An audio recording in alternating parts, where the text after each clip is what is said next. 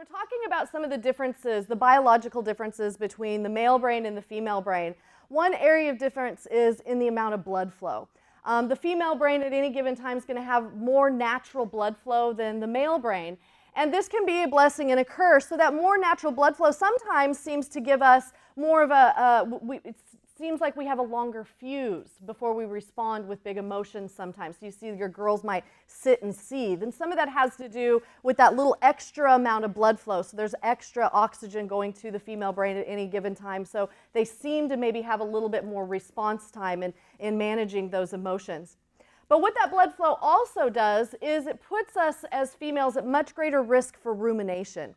And rumination, when I explain this to girls, is what that thing where, especially when you're trying to shut down or you're trying to go to a quiet place in your brain, something just pops in your head.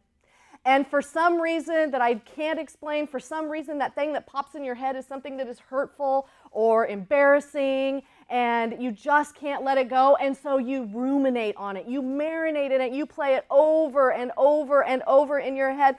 And this is why I say no texting or talking after 10 o'clock, because there's not a lot of great stuff going on in the female brain after 10 o'clock. Are you with me? Have you ever had this happen where you're laying in bed and something pops in your head and you just play it over and over and over and you decide, I am going to do something about it. And then you do.